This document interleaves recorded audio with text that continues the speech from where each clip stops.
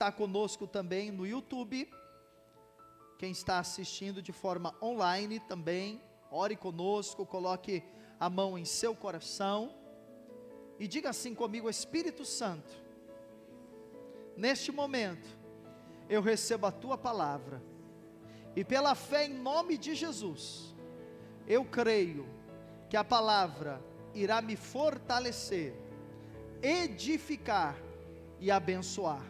Por meio da sua palavra, eu serei fortalecido, renovado e edificado. Que não haja nenhuma resistência na minha mente e no meu coração. Em nome de Jesus, amém e amém. Diga glória a Deus.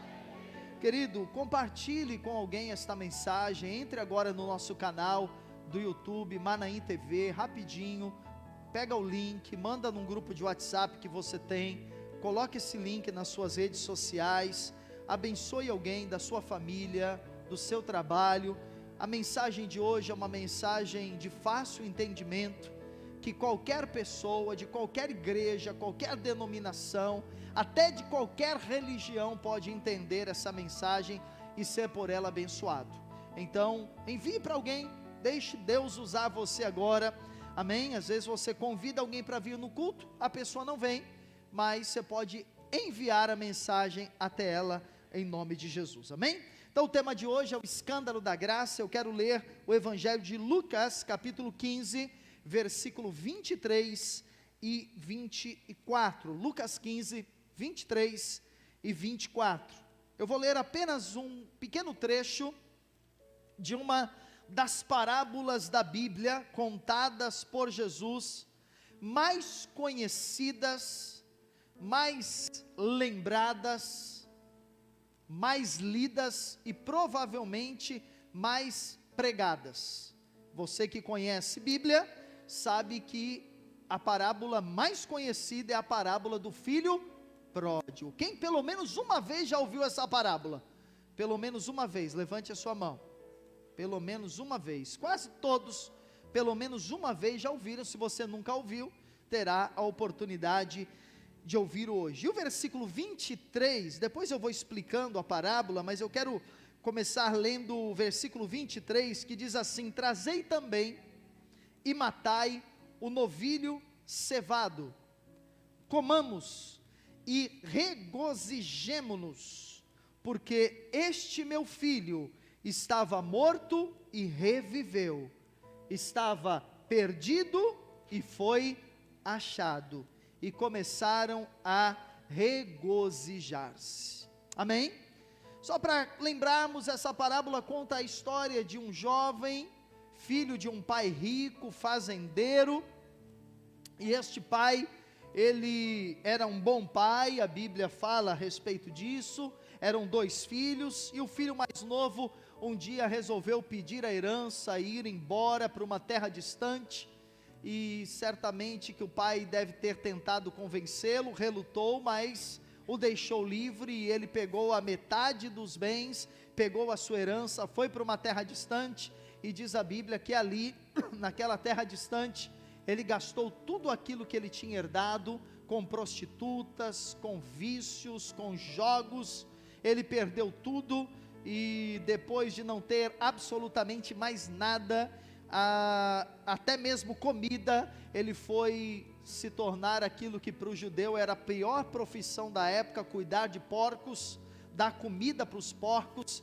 E diz a Bíblia que, não tendo comida, ele desejava até mesmo comer a lavagem, comer a comida dos porcos. E um dia ele então lembrou da casa do pai, lembrou do conforto que ele tinha, lembrou dos bens que ele tinha, lembrou do amor do pai, e ele resolveu retornar. E você conhece a história, sabe que o pai o recebeu. E esse verso 23 e 24, ele fala a respeito disso, desta festa, desse retorno do filho, e da grande festa que o pai faz quando o filho retorna. Eu já ouvi essa parábola muitas vezes, já preguei, já li ela diversas vezes, já também ouvi vários pregadores falando sobre ela. E é importante nós entendermos que a ênfase desta parábola não está no filho, a ênfase desta parábola está no pai. A figura principal desta parábola é o pai. Por quê? A parábola do filho pródigo é a revelação do amor de Deus por cada um de nós. Deus nos ama, e nos ama de uma forma escandalosa, e nós vamos ver isso. Deus nos ama de uma forma infinita, Deus nos ama de uma forma superabundante, e a parábola, ela representa isso.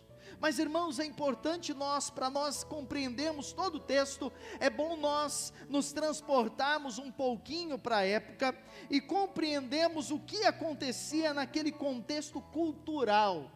Principalmente nós estamos falando do Oriente Médio, dos dias de Jesus, que conta esta parábola. Nós estamos falando de 2000 anos atrás, então o mundo não é este mundo que nós vivemos hoje, a cultura não é esta cultura que nós temos, porque nós vivemos a cultura ocidental, e eles viviam a cultura oriental. A atitude deste filho é uma atitude que causa escândalo. Por que causa escândalo? Porque quando um filho, ele ia ao pai em vida, e ele pedia a herança que lhe cabia, ele estava dizendo uma coisa ao pai, ele estava dizendo: para mim tanto faz, se você estiver vivo, ou se você estiver morto. Na verdade, o que o filho estava expressando, era o seu desejo que o pai morresse, e que ficasse logo com a herança. Eu não sei se você acompanhou, isso deu nos jornais, na TV, na internet, nos jornais escritos, mas teve um crime que foi cometido na semana passada, por uma jovem. Essa jovem é filha de uma mulher de 80 e poucos anos, muito milionária, e essa mulher, ela é herdeira de milhares e milhares de reais, na verdade milhões de reais, e ela tem muitos quadros de arte, da Tarsila do Amaral, quadros Van Gogh, dos principais pintores do mundo, e essa moça não soube esperar, ela não quis esperar o tempo de ela se apropriar de toda essa herança. Então ela engendrou um crime, e quem ouviu ou leu a respeito, ela contratou lá um pessoal que se fez de vidente para enganar a mãe, dizendo que estavam fazendo feitiço para ela, e que ela precisava pagar para quebrar aquele feitiço, e cobraram nada mais do que 300 milhões de reais para acabar com o feitiço. Para você ver quanto dinheiro essa mulher tem. E foi descoberto, e quando foi descoberto, a polícia veio, e essa moça, que é herdeira, que é milionária, não soube esperar 5, 6 anos, 10 anos, que a mãe ainda viva, pois já tem 82 anos, não soube esperar, e quis então tomar a herança à força. Foi exatamente o que aconteceu aqui. O jovem não roubou, mas ele estava dizendo: olha, para mim tanto faz se você morrer ou não, eu quero a minha parte, eu quero aquilo que é meu por direito. Algo muito desrespeitoso, algo muito desonroso. Lá em Lucas 15:11, eu quero confirmar o que eu disse, diz assim, continuou, Lucas 15:11, certo homem tinha quantos filhos? 2 filhos. O mais moço deles disse ao pai: pai, dá-me a parte dos bens que me cabe. E ele lhes repartiu os haveres. Amém, queridos? Então nós notamos aqui esse desrespeito. Você sabe que, infelizmente, hoje, quando nós comemoramos o Dia dos Pais, nós precisamos fazer essa reflexão, nós que somos filhos, nós que somos pais, mas independente de sermos filhos de pais vivos, ou sermos pais, ou ainda não pais, nós precisamos, como igreja, nos posicionarmos em respeito, nós precisamos nos posicionarmos em honra, porque pais e mães precisam sempre ser honrados e respeitados. Você pode dizer amém para isso? Sempre precisam ser honrados e respeitados. O mundo tem tentado implantar uma cultura para desconstruir a figura do pai e torná-lo pai, desculpe a expressão, um banana, um paspalho, um zero à esquerda, alguém sem posicionamento, alguém sem voz, alguém que serve apenas para trazer dinheiro para dentro de casa. Então existe um pensamento, um sistema maligno que procura desconstruir a figura do homem, a figura do pai. Mas, queridos, nós como igreja, nós precisamos redimir essa verdade de que Deus levantou pais como homens poderosos, homens para um legado, homens para um propósito, e homens para pegar os seus filhos e atirá-los como uma flecha, porque é isso que a palavra de Deus diz, que os nossos filhos serão como flechas nas mãos do guerreiro. Glória a Deus. Então às vezes tem pessoas que dizem assim: ah, mas fulano não tem pai, só tem mãe, a mãe faz o papel de mãe e pai. Não, não é possível, ela só é mãe. Existe um vácuo, falta o pai. A mãe não consegue ser pai e mãe, e o pai também que cria o seu filho. Às vezes há pais que criam os filhos sem mãe, tem alguns, são poucos, parece que 25% das mães criam filhos sem pai, 3% dos pais criam filhos sem as mães. Mas quando falta a figura de um ou outro, é insubstituível. Isso a psicologia explica, isso a palavra de Deus explica. Por isso é tão importante que dentro do lar exista o pai e exista a mãe. Agora, não havendo, nós podemos ter avós, nós podemos ter cuidadores, nós podemos ter líderes, nós podemos ter pastores, nós podemos ter professores, nós podemos ter pessoas que possam representar esta figura. Mas não pense que qualquer um pode tomar o lugar do pai, porque isto não é verdade, isto é contrário à palavra de Deus. Eu coloquei ali, passa o próximo slide, só para você ver como o mundo procura desconstruir a imagem do pai. Embora a minha mensagem não é sobre exatamente o Dia dos Pais, mas eu fiz questão de falar algo a respeito. Quem conhece um pouco de desenho animados, aqueles que são um pouco mais antigos e tem alguma coisa aí talvez um pouco mais recente, mas sabe que todos esses desenhos animados aqui, eles apresentam a figura do pai como um bobalhão, o pai como um paspalho, o pai como um idiota. Então quem assistia lá Família Dinossauro, quem assistiu Família Dinossauro?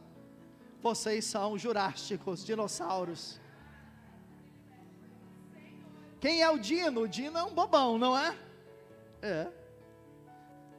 Quem assistiu lá os Simpsons? Então você sabe, né? Ainda é um desenho muito assistido, os Simpsons, e você sabe que o Bart, ele é alguém que é humilhado o tempo todo, não é? Pela esposa, pelos filhos. É o Homer, isso, desculpa, o Bart é o filho, né? Isso, Homer. E o tempo todo ele é visto desta forma, e nós temos ali outros exemplos, né? O Fred, lá na turma do Chaves, né? O homem que tem na vila, lá do Chaves só tem um homem, e como é que é o homem lá? O Seu Madruga, né? Aquela pessoa que não gosta de trabalhar, não é? É um vagabundo, é alguém que quer levar vantagem, é cômico, mas isso passa uma mensagem. E você vê que a mensagem sempre envolve a masculinidade, o homem lá nos Jetsons, ali tem um que aí é muito antigo, né? A maioria não sabe, que é a Jenny, é um gênio, e é um seriado muito antigo, e também o pai aparece com este modelo. Isso é algo, queridos, que era impensável, escute, isso é algo que era impensável nos dias de Jesus. Quando Jesus contou aquela parábola, escute, aquilo que aquele jovem fez, ele poderia a qualquer momento ser até morto. Conta os historiadores que se um jovem fizesse o que ele fez, as pessoas da própria vila, né, que as pessoas moravam em vila, elas seriam capazes de pegar pedras e de atacar naquele moço e de matá-lo, pela atitude totalmente desonrosa que ele teve em desejar a morte do pai. Mas o que é um escândalo para as pessoas, se torna um escândalo para nós, ao percebermos que, embora ele teve esta atitude, o pai, que representa Deus, estava preparando uma festa e aguardando que ele retornasse. Isso é uma coisa inexplicável.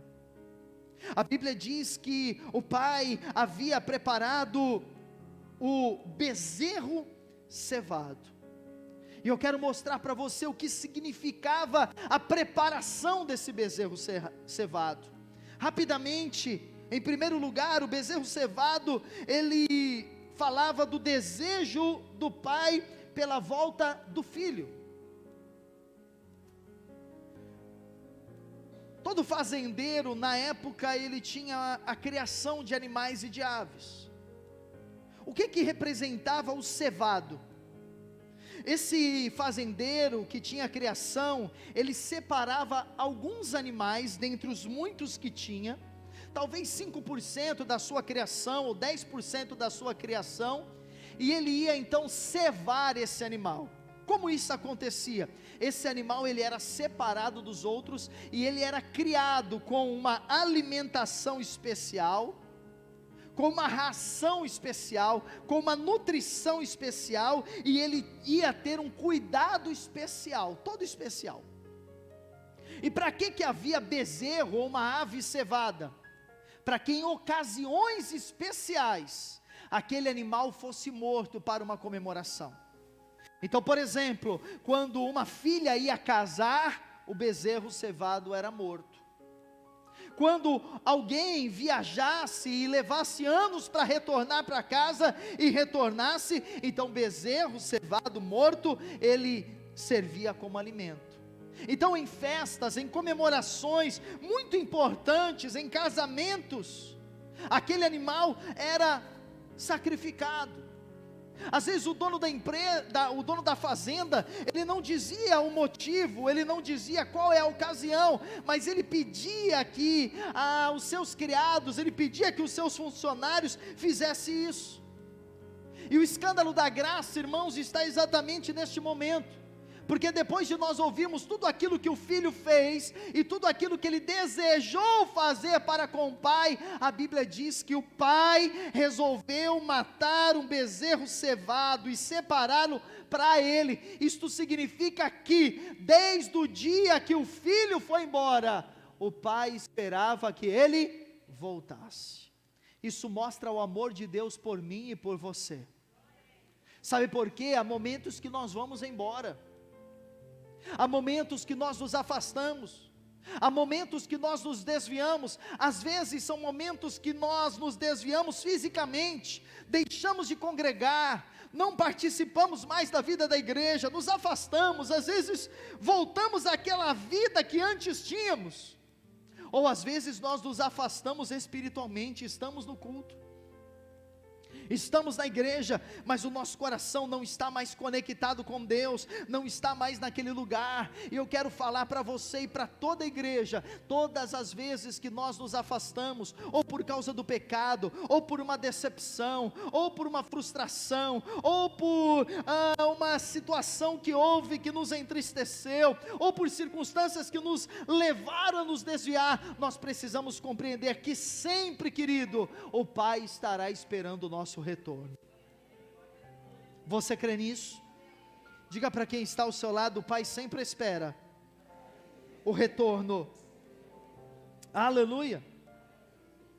A Bíblia diz que o filho estava numa terra distante, mas desde o dia, escute, desde o dia que o filho partiu, o pai já começou a cevar o bezerro. Por isso que quando o filho voltou, o pai disse: vai lá e pegue o bezerro cevado.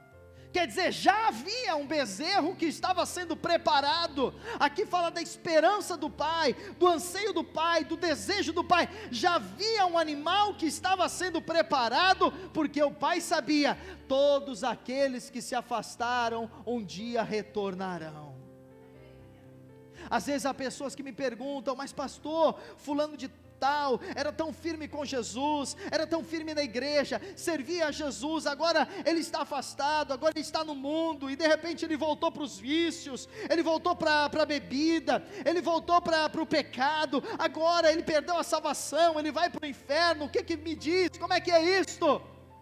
E eu não tenho muitas respostas em relação a isso, eu só tenho uma resposta: todo aquele que é filho de Deus, um dia ele volta para a casa do Pai.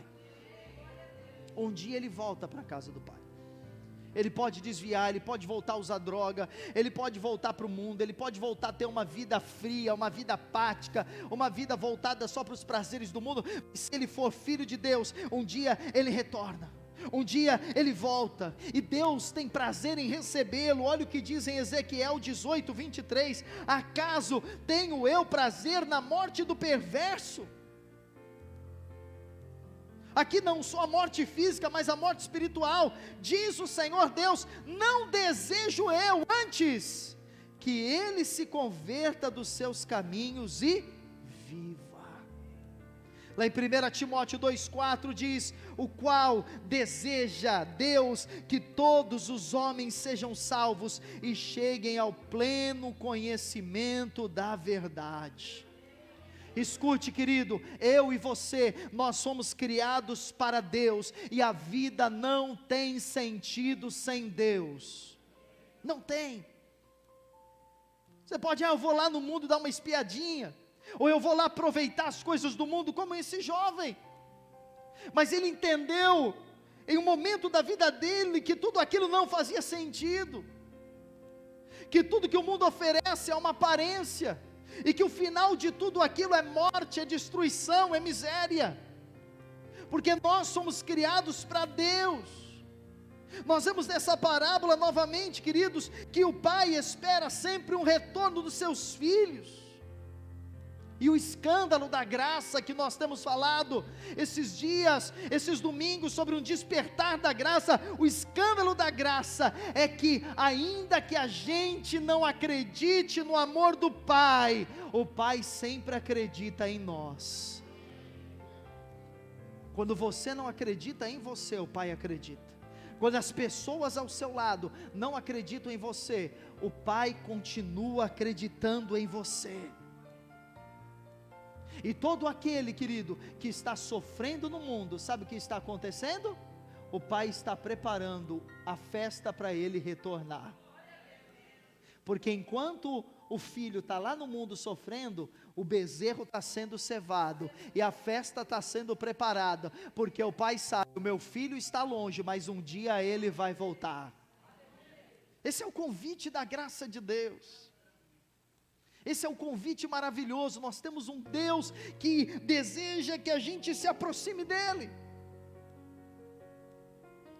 Conto uma história que um dia um filho também, ele afastou-se do pai, e ele traiu a confiança do seu pai, levou os bens do seu pai, foi embora para uma terra distante, e aquele pai tinha muita expectativa, e aquele era o único filho, e criou com amor, o criou com todo carinho, e gerou nele uma grande expectativa de ele ser um bom filho, de ser um bom homem, e aquele filho um dia foi embora, e frustrou o coração do pai, sem explicações. Ele disse: eu estou indo embora, eu quero dinheiro, eu quero a minha herança, e o pai deu, e aquele jovem foi embora, para um outro país, e viveu muitos anos, e um dia, arrependido de tudo aquilo, ele pensou: eu gostaria tanto de ver meu pai, e gostaria tanto de voltar para a casa dele, mas eu não sei se meu pai é capaz de me aceitar, não sei se meu pai é capaz de me perdoar. E naquele momento não havia internet, WhatsApp, nem telefone, e ele resolveu escrever uma carta para o pai, e ele resolveu dizer assim para o pai: pai, muito pisando lá em ovos e dizendo como eu posso fazer isso, ele resolveu escrever uma carta para o pai, e ele disse: pai, eu estou muito arrependido, eu sei que talvez você não me perdoe de tudo que eu fiz, de tudo que eu deixei de fazer, os anos se passaram, agora eu já sou um homem mais velho, e eu nem sei se você está vivo ainda, mas eu quero dizer para você, pai, que se você me perdoar, eu vou pegar o trem, eu sei que o trem passa em frente à nossa casa, e quando eu passar de trem, eu vou pedir que você apenas deixe um lenço branco na janela, Se você deixar um lenço branco na janela, eu sei que você me perdoou, e eu vou descer na próxima estação, e eu vou voltar.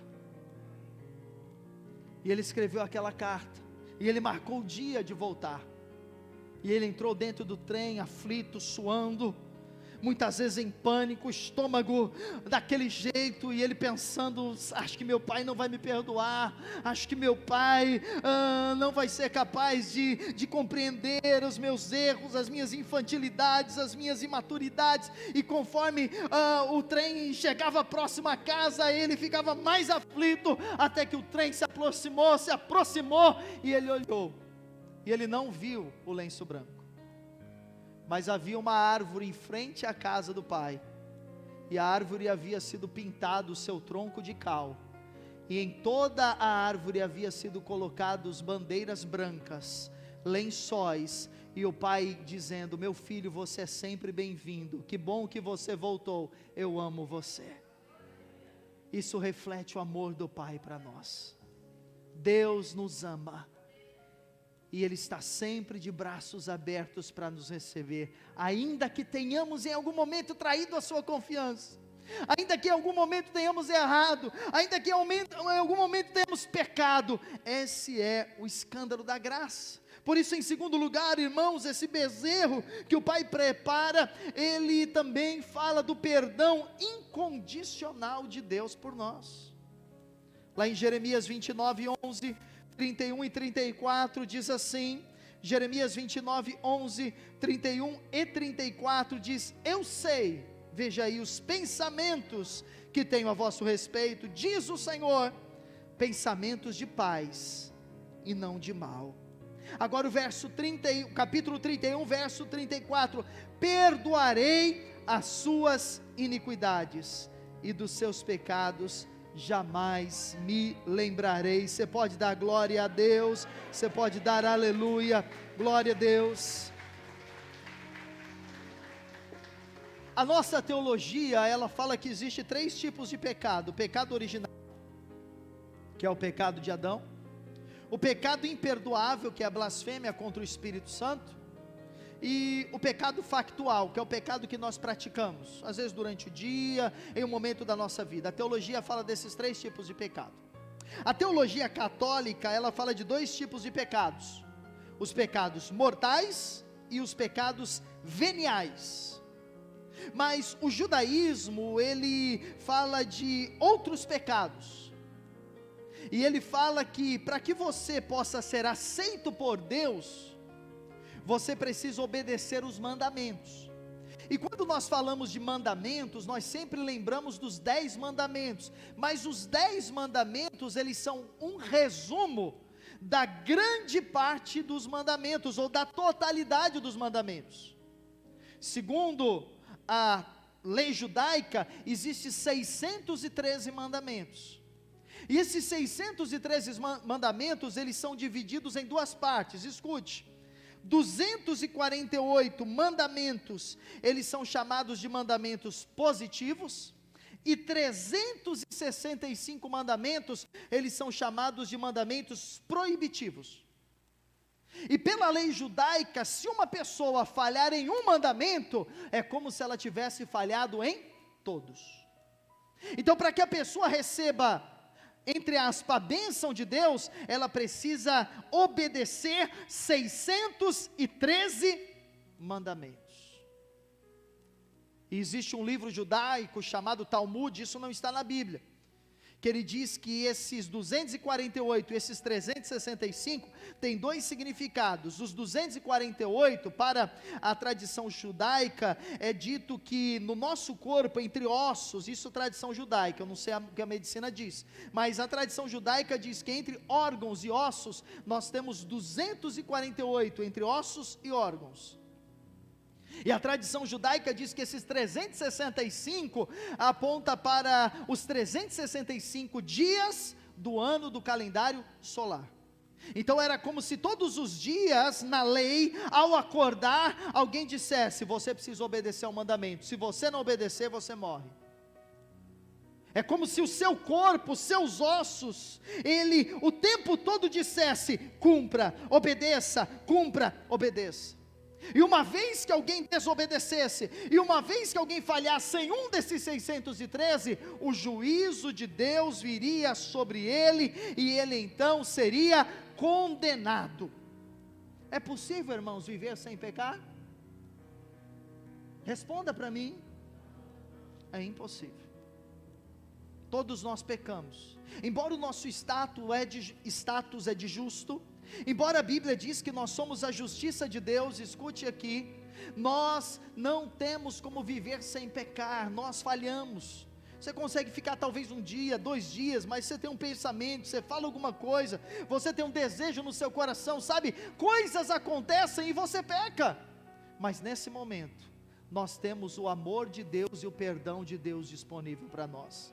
Lá em 1 João 1,9, olha o que diz: se confessarmos os nossos pecados, Ele é fiel e justo para nos perdoar os pecados, e nos purificar de toda injustiça. Eu quero que você leia comigo esse texto, vamos ler juntos? Vamos lá no 3, 1, 2, 3, se confessarmos os nossos pecados, Ele é fiel e justo para nos perdoar os pecados, e nos purificar de toda injustiça. Glória a Deus. Quer dizer, pode ser um dos 248 ou um dos 365. O amor de Deus e o perdão de Deus está sempre disponível para nós. Glória a Deus. Por isso nessa noite, quando nós formos tomar a ceia do Senhor, você não vai tomar a ceia com condenação, você não vai tomar a ceia com culpa, você não vai tomar a ceia, ou você não vai deixar de tomar a ceia, porque sempre há perdão de Deus para você. Eu lembro que quando eu era diácono, eu levava a ceia para as pessoas, e eu lembro que muitas pessoas crentes da igreja, quando você ia levar a ceia para elas, elas com a cabeça baixa, elas diziam assim, não, não, não,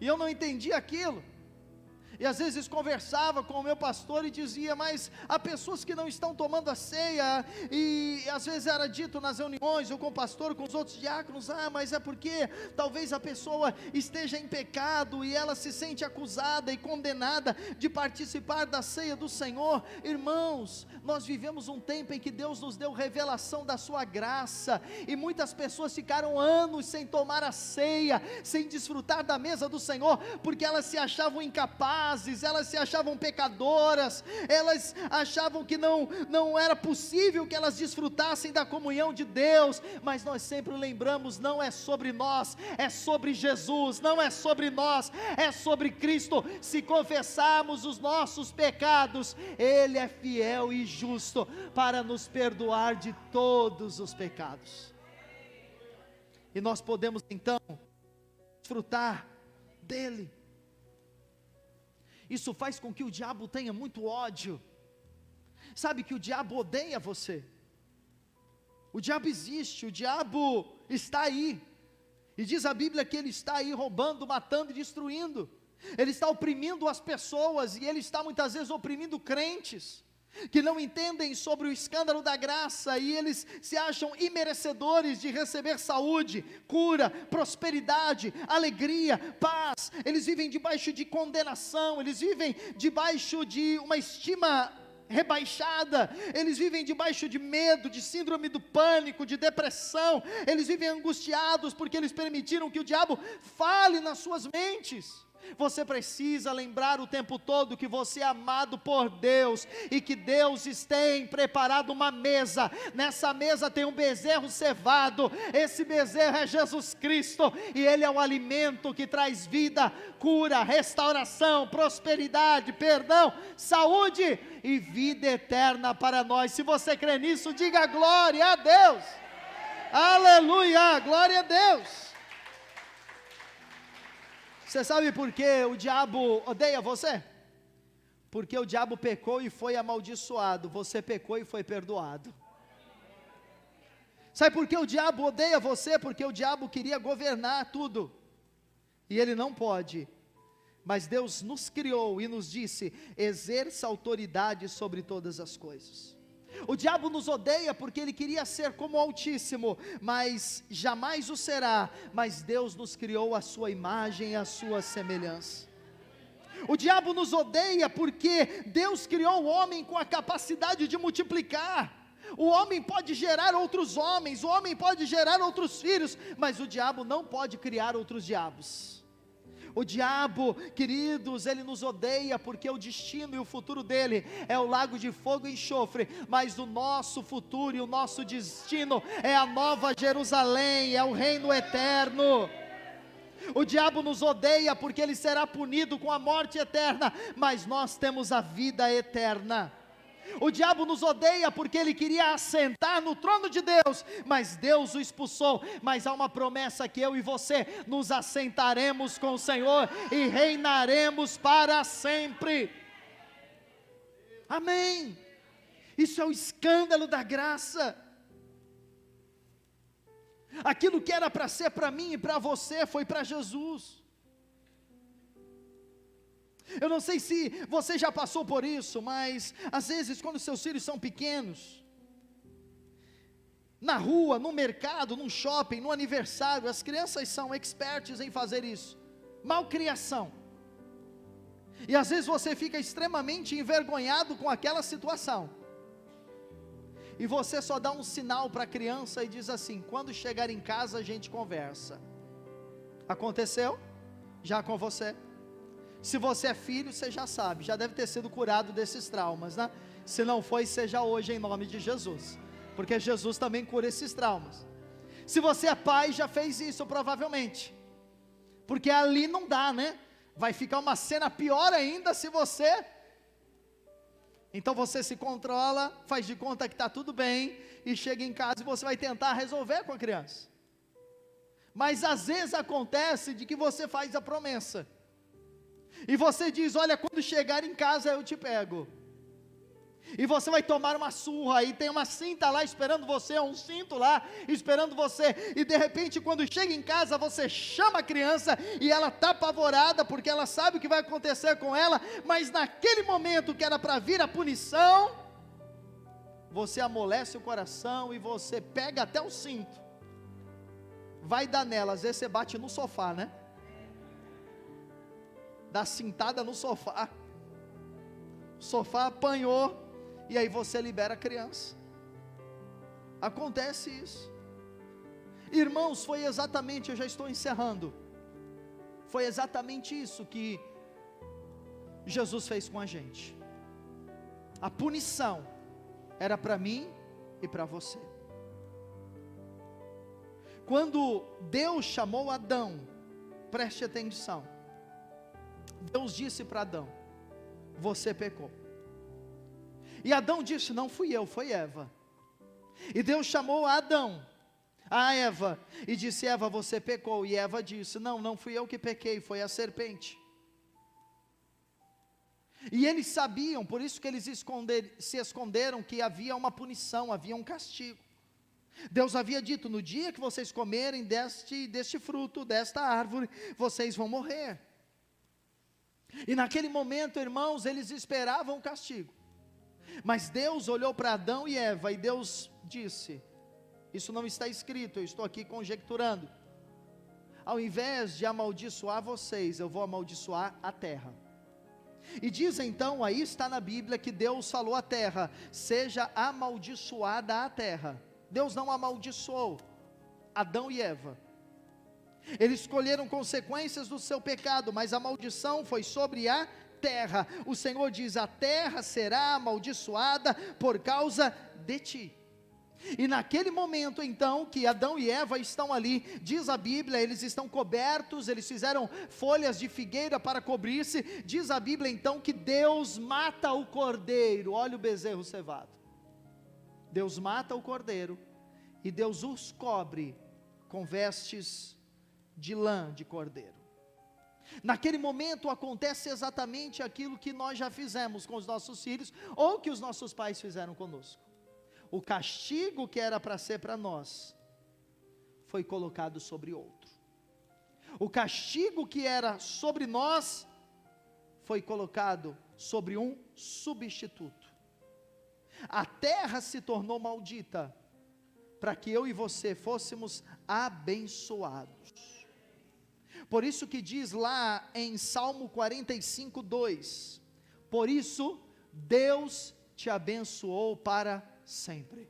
Eu quero que você levante a sua mão e diga: Deus me abençoou para sempre.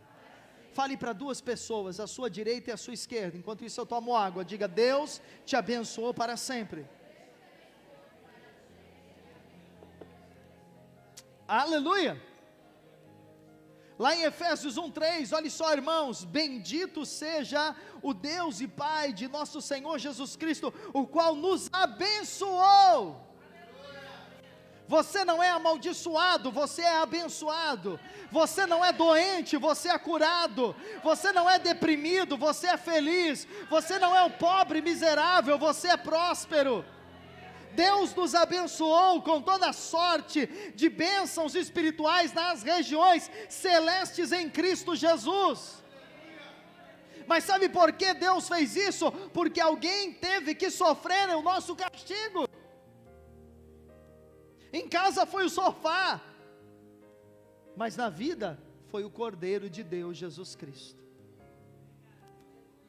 E aí nós entramos na parte final da mensagem, que o bezerro cevado, ele fala da restauração, da comunhão entre o Pai e o Filho. Irmãos, quando o filho volta, fedido, sujo, magro, detonado, cheio de doenças, provavelmente cheio de infecções, destruído. Como é que chega uma pessoa que cuida de porcos? Você deve imaginar. E quando ele chega e o pai vai então cuidar dele, a Bíblia diz que o pai diz: olha, traga sandálias para ele, traga uma roupa para ele, traga um anel. E olha, vocês lembram lá do bezerro cevado? O bezerro, não é um dos bezerros, aquele bezerro que eu estou cevando ele há anos, aquele bezerro que eu estou guardando e que vocês já perguntaram se era para servir naquele evento, naquela ocasião, naquele momento. Não, esse bezerro tinha um momento, esse bezerro tinha uma época, esse bezerro tinha uma finalidade. Agora é a hora de matar o bezerro, porque eu e o meu filho vamos comer juntos. O meu filho voltou. Isso fala de comunhão. Mateus 22:4 diz que enviou ainda outros servos com esta ordem: dizei aos convidados, eis que já preparei o meu banquete. Tudo já foi preparado, os meus bois e cevados já foram abatidos, e tudo está pronto, vinde para as bodas. Então o pai aguardava. Esse bezerro cevado, queridos, ele aponta para Cristo. Hoje, ao tomarmos da ceia do Senhor, a gente precisa compreender que a ceia não é um ritual, a ceia não é apenas parte de uma programação da igreja uma vez por mês, não. A ceia é a nossa união, é a confirmação da nossa aliança com o Senhor. E na cultura judaica, um judeu, ele não come com qualquer pessoa, até hoje. Um judeu não senta num restaurante, numa mesa, num café, com qualquer pessoa. Ele só senta com quem ele tem comunhão, ele só senta com quem ele tem intimidade. Por isso que Jesus disse que quando nós abrimos a porta do nosso coração, Ele vai entrar e Ele vai cear com a gente.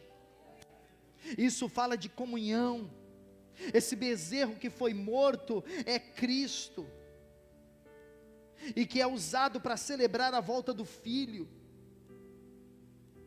É interessante, irmãos, que diz o texto que quando exatamente os homens da casa dizem para o pai que o bezerro é cevado, que o bezerro cevado é morto, então o pai diz: vamos nos alegrar, porque o meu filho estava morto e reviveu.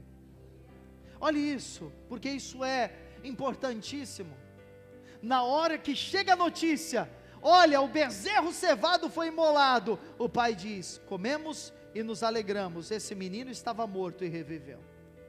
Nós não podemos esquecer a razão de nós estarmos aqui. Nós não podemos esquecer a razão da nossa fé. O Brasil vai tornar-se daqui a alguns anos, diz aí os pesquisadores, que talvez em 2025 o Brasil se torne em sua maioria evangélico. Quando eu me converti, a maioria do Brasil era católica, mas em 2025 a grande maioria do Brasil será de evangélicos. Glória a Deus por isso. Isso é uma bênção, faz parte de uma promessa de Deus, mas nós não podemos esquecer qual é a razão de nós nos reunirmos aos domingos, qual é a razão de nós dizermos que somos evangélicos, qual é a razão de nós dizermos que somos cristãos, qual é a razão de você vir aqui todo domingo, passar aqui 2 horas, servir ao Senhor, entregar o seu dízimo, contribuir, falar de Jesus para as pessoas. Nós não podemos esquecer que a razão disto é que Jesus morreu para que eu recebesse vida. Ele morreu para eu viver. Se eu estou vivo, se eu tenho vida eterna, é porque Ele morreu. No momento em que o bezerro foi cevado na cruz, e o bezerro disse: está consumado, então a vida foi liberada. Eu não sei se você sabe, eu quero ler com você Mateus 27, 51. É o último texto, irmãos, prometo. E eis que o véu, olha só, e eis que o véu do templo se rasgou em 2. Isso quando Jesus estava na cruz e disse: está consumado, de alto a baixo, e tremeu a terra e fenderam-se as pedras. Isso no momento da crucificação, em que Jesus diz: está consumado. Agora veja os 52, quando Jesus morre, abriram-se os sepulcros. Você sabia disso? Que no dia em que Jesus disse na cruz: está consumado, lá no cemitério em Jerusalém, muitos sepulcros se abriram, e os mortos enterrados há anos e anos, a Bíblia diz que esses mortos ressuscitaram. E eles, antes de subir aos céus, diz a Bíblia, que eles ficaram no meio do povo de Deus durante algum tempo, ainda entre eles. Sabe por quê? Quando Jesus morreu, a vida foi dada. E até aqueles sepulcros não conseguiram reter, não conseguiram manter a morte ali aprisionada. Nós sabemos que o dia que Jesus voltar, os mortos ressuscitarão. Sabe por quê? Ele é a ressurreição e a vida, e aquele que crê nele não morrerá. Diz a Bíblia que aquele que crê nele viverá eternamente. Então, algumas pessoas falam: ah, mas meu pai morreu, minha mãe morreu, uma criança morreu, é injusto. Irmãos, não questionem a justiça de Deus, apenas saiba que aqueles que morreram no Senhor, um dia nós estaremos com eles eternamente. Estaremos com Ele. Jesus preparou o bezerro desde a fundação do mundo. Fique de pé no seu lugar. Você sabe que diz a Bíblia que o bezerro ele foi preparado desde a fundação do mundo. O apóstolo Paulo disse que Jesus é o cordeiro que foi morto desde a fundação do mundo. Então, como o pai cevou o bezerro esperando o filho voltar, e quando o filho voltou, houve festa e alegria. Hoje também, e todos os dias, nós temos essa possibilidade de nos encontrarmos com o Pai, não olhando para nós, não avaliando se somos aptos ou não, não olhando para os nossos acertos e para os nossos erros, não olhando se nós somos capazes de cumprir a lei e os mandamentos, porque nós não somos, mas todos os dias nós olhamos para o bezerro, olhamos para o Cordeiro de Deus e sabemos, porque Ele morreu, eu tenho vida e eu tenho comunhão com o Pai. Hoje eu e você vamos participar da ceia, mas antes disso, eu quero fazer uma oração. Quero convidar você a fechar os seus olhos, primeiramente, por favor, curvar sua cabeça. Você que está assistindo essa mensagem online, eu quero fazer o mesmo pedido, onde você estiver, você possa também, se é possível, fechar os olhos durante alguns minutos.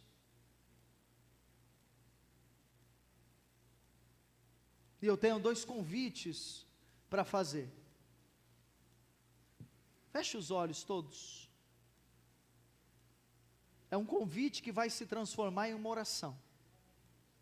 O primeiro convite é para você que ainda não entregou a sua vida a Jesus Cristo. Você que veio aqui esta noite a primeira vez, ou a segunda vez, ou a terceira vez, e você ainda não tem a certeza de que está salvo em Jesus, você ainda não confessou os seus pecados, hoje há salvação e há perdão para você. E o meu segundo convite é para você que está afastado. Talvez você veio hoje, mas há muito tempo você não vinha. Ou você tem vindo todo domingo, mas você tem vindo só para cumprir um compromisso religioso. Mas você sabe que no seu coração você está distante. Eu quero dizer que o Pai já preparou a mesa para você. E hoje é dia de festa, é dia de comer e beber. É dia de nos alegrarmos na presença do Senhor.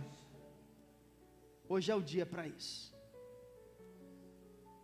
Aí no seu lugar, com os seus olhos fechados, faça comigo essa oração. Se você quer entregar sua vida a Jesus, ou se você entende que é o momento de você voltar para a casa de Deus, voltar para Deus, voltar para a igreja, por favor, faça essa oração. Diga assim comigo: Senhor Jesus, a minha vida eu entrego a Ti. Jesus, eu te peço, perdoe os meus pecados. Eu hoje, Jesus, quero voltar à Tua comunhão. Eu quero hoje voltar à Tua presença. Senhor, me perdoe. Eu reconheço que você é o meu único e o meu suficiente Salvador. Ainda com os olhos fechados, se você fez esta oração, entregando a sua vida a Jesus, ou voltando à comunhão do Pai, levante sua mão alta, eu preciso orar por você. Isso.